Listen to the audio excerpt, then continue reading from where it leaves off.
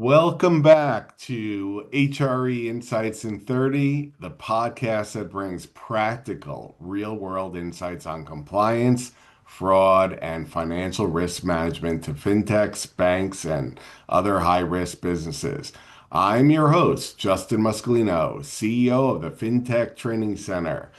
Now, today's conversation is going to be quite interesting, and the theme is a little bit on global risk, corruption exposure, and, the realities of dealing, globally.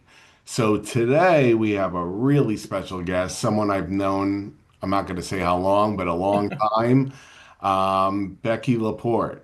So, Becki, if you don't know Becki, she is a certified financial crime specialist with a ton of experience in financial crime investigation, international corruption risk, compliance strategy. I can go on and on and on, but we don't have that much time. So, Becki, welcome. It's great to have you here. Yes, I'm happy to be here. Thank you so much. Yeah, it only took, what, 2 years to get you on? You Yeah, know, good I've been a thing. little busy. Yeah, you keep telling me that. So I have a lot of questions for you. I know every time we get together, we just, go off on tangents. But, we were talking earlier about like risk and the exposure of organizations that are branching out beyond their domestic means, right? And it's becoming pretty common these days, right? So, from your perspective, what are the biggest risks that they face or they should consider when they're dealing with other countries or just the international environment as a whole? Yeah, I think that a lot of the challenge that people have is when they work in this space, they become an expert in whatever they're accustomed to dealing with. And let's say it's domestic. So I live in the United States, so I have done a lot of work in the US. I know US regulation like the back of my hand. I know US culture like the back of my hand. Like I know all of that. But the challenge is the minute you start leaving your domestic space or your whatever your comfort level is, you now are walking into an entirely different country that not only has different regulation and different laws, but they have different cultures and they have things that are built into kind of their financial services system that goes beyond the stuff that you look up online to say, oh, so is my threshold 5,000 of local currency or is it 10,000 of local currency? Like those things are really important to understand. And you'd be amazed how much it varies from country to country, especially when you get into countries out like US, Canada, EU, some of the APAC region, UK, like some of those ones that are really well known for financial services is one thing. But if you start doing business in like a very small Caribbean island, that their requirements might be completely different from anything that you've ever dealt with. So the challenge is that a lot of times, revenue is our driver. So, and compliance is sort of rushing to pick up the rear. So we say, oh, we have this amazing opportunity in this little small Caribbean island. Let's go do it. We're going to we're going to make all this seven figures worth of revenue over the next several years. And that's awesome. But while you're doing it, you're breaking the law because you're doing it. That's not cool. No. And believe me, when you start breaking the law, that seven figures worth of revenue goes away really quickly. So you've got to know like what you're and I had done a consulting engagement for a client one time years ago, and they wanted to work in, and I'm using this as an example because I can talk about it. It's a small Caribbean island. And the island that I was looking at, their beneficial ownership requirements were 10%, whereas a lot of the rest of the world where they were doing business was 25%. So everything that they had set up was to catch that 25% of UBO.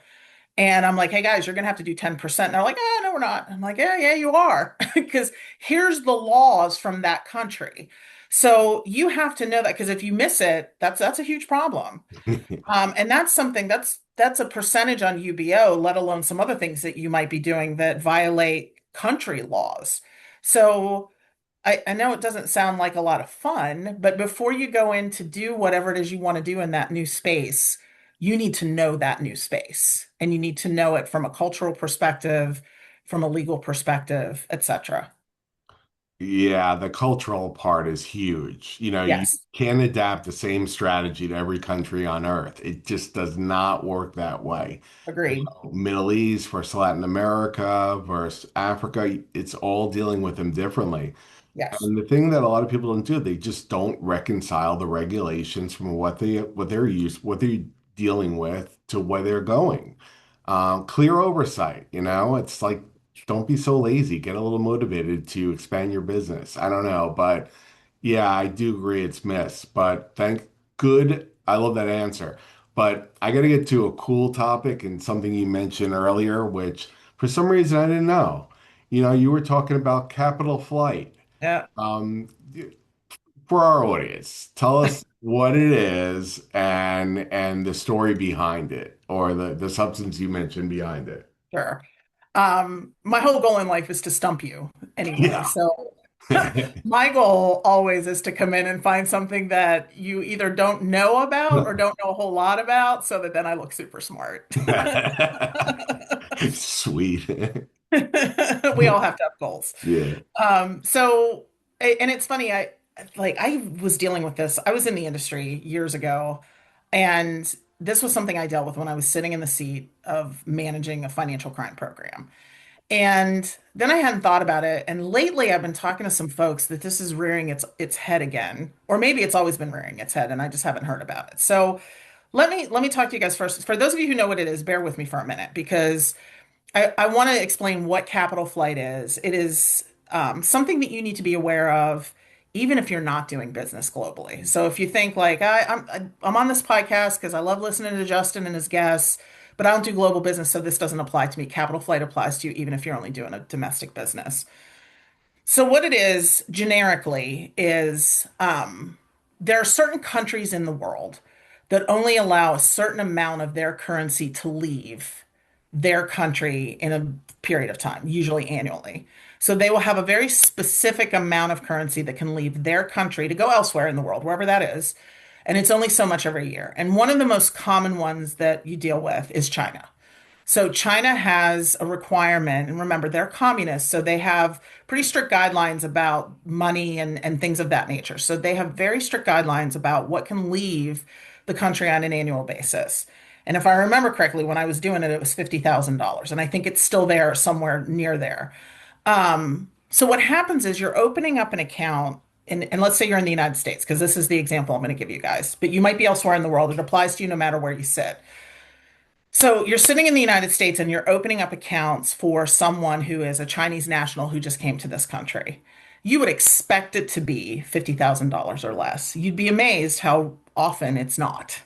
Mm. So you're opening up an account for $250,000 for somebody who just got here, who's got either a Chinese passport or they have a green card, but they haven't been here long. Perhaps they're under that visa program, and I always mess it up, so I'm not even going to say what it is. You guys can Google it.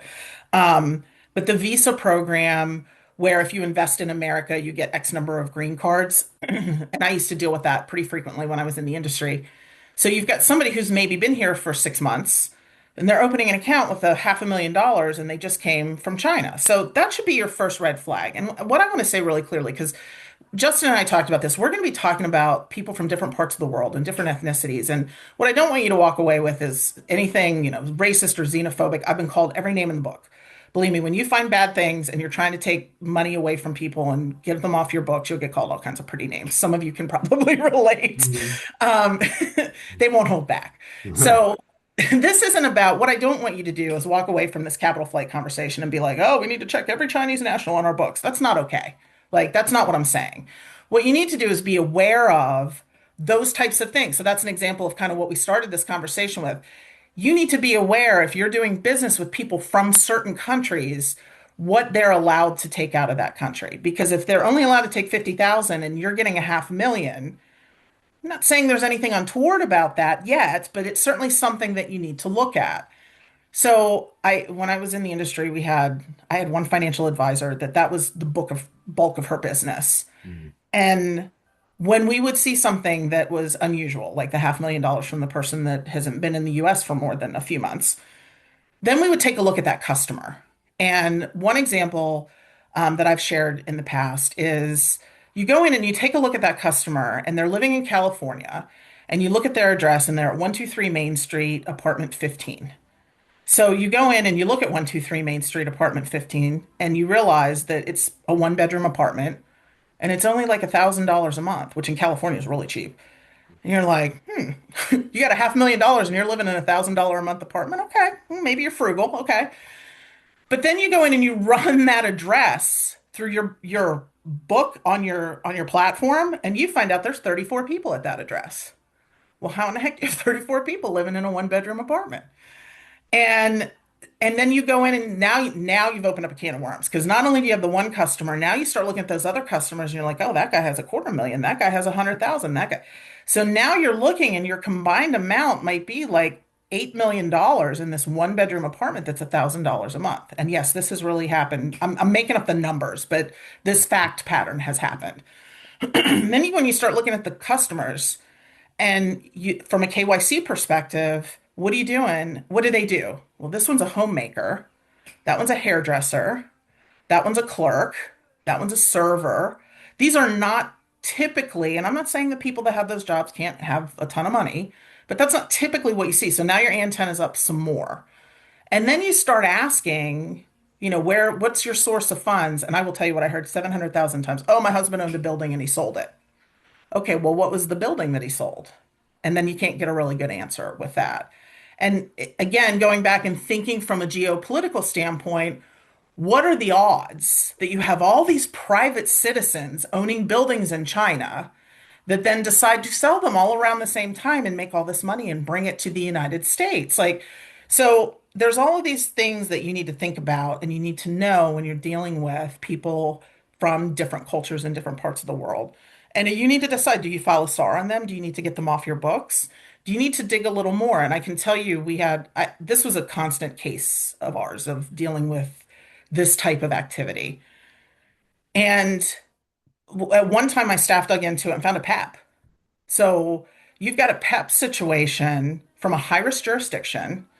And we went in and not only did we find the PEP, but we found several people that were connected to that PEP that were family members that were sitting on our books.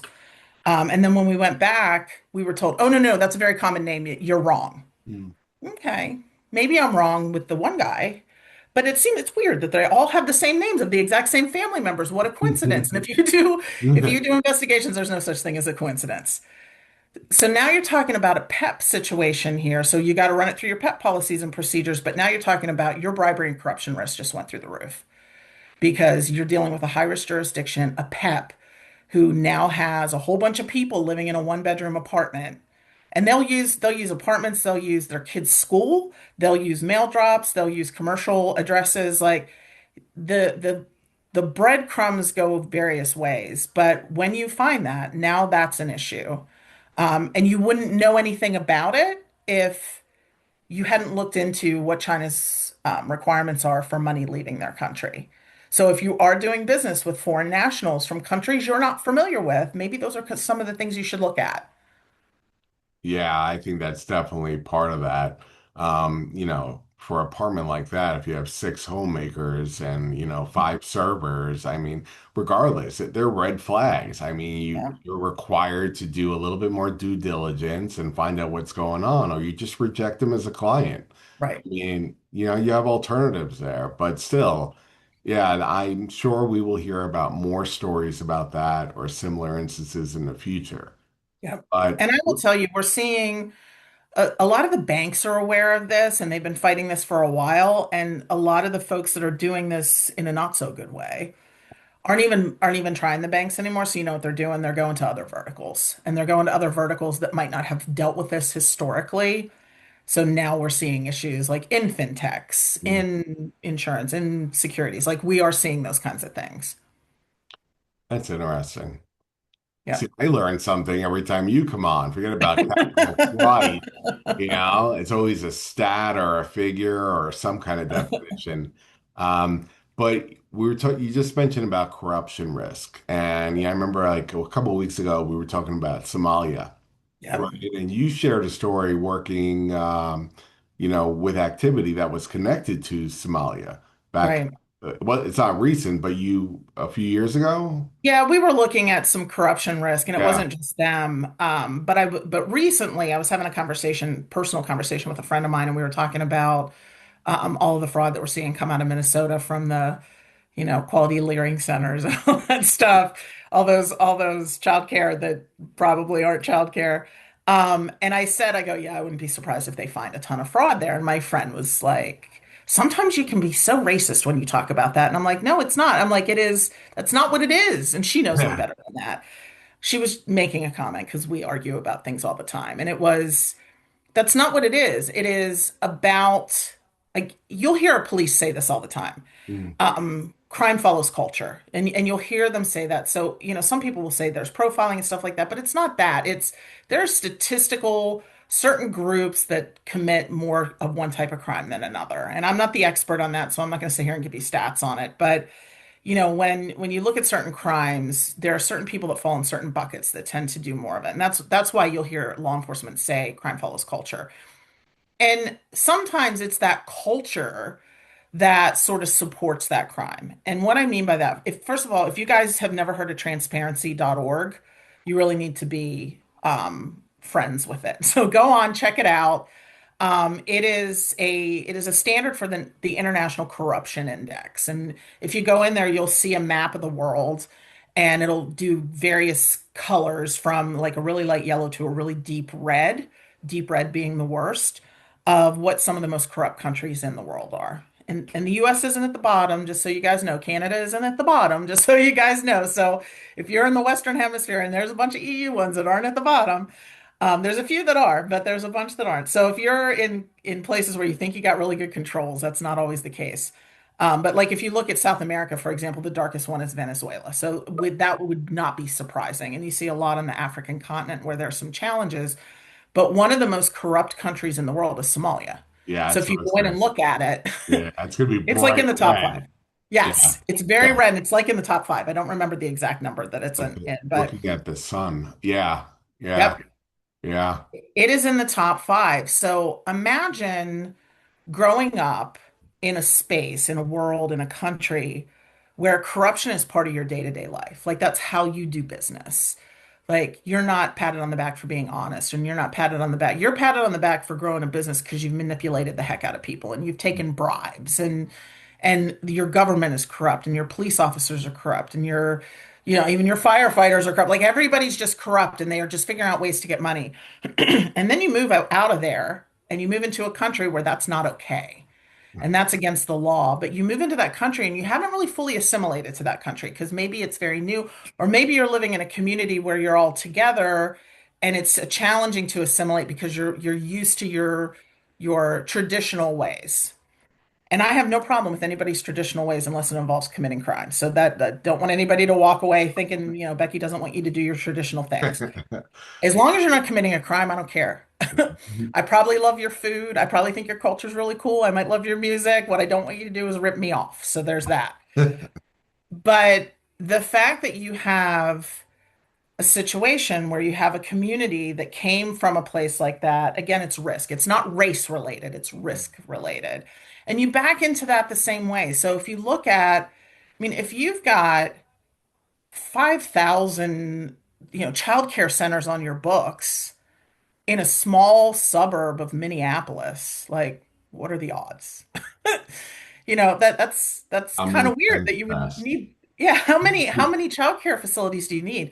And maybe you don't have that maybe you only have 50 of them. Maybe you only have 10 of them because they'll spread them out. But when they find a financial institution that they can run their nonsense through, you guys know, like they swarm like bees and you'll have 50 of them instead of one. So you're looking at that and you're like, that's weird. There's like 1,000, or I'm exactly, there's 20 childcare centers within a 5 block radius. Wow, that's really crazy. Like, how odd is that? And that should get your antenna up. And then you start looking and I used to love Google Earth when I was investigating. So I'd love to go and I would drive up and down streets on Google Earth and I'd go down a rabbit hole sometimes for hours, which didn't make my bosses happy. But you but you're driving around going, that doesn't look like a childcare center. That's in a weird building. There's no playground there. That's kind of odd. It's just all big concrete. But okay, now now my red flag's really up. Now I want to go in and I want to start looking at activity. So your question is, what is normal activity for a child care center? Well, you're probably getting payments and not just big chunks from the federal government. You might be getting that if you're getting some kind of benefits because of, some government program or some grant, but you're probably getting payments from parents. And even if you're not, if you're fully government funded, if you have, imagine having 30 children that you're responsible for, or even 20 children that you're responsible every day, Monday through Friday, all day. What are you going to do? Well, you probably need food. Yeah, you probably need diapers. You probably need some kind of toys. You probably need something. You need things. You might even need like a first aid kit or something. So I should see normal expenditures like that and expenditures that make sense, not like I went to, Kroger on Monday and bought $50 worth of groceries and it lasted me all week. Yeah, no. So looking at that activity, and then if all of a sudden you're seeing them, because a lot of these, they started following the money from a lot of these, and they are seeing wires back to Somalia. So why am I getting money from the US government? I don't have a normal trail of what makes sense, and then I'm wiring it out to a foreign country. Like that's not normal activity for a child care center, regardless of who owns it.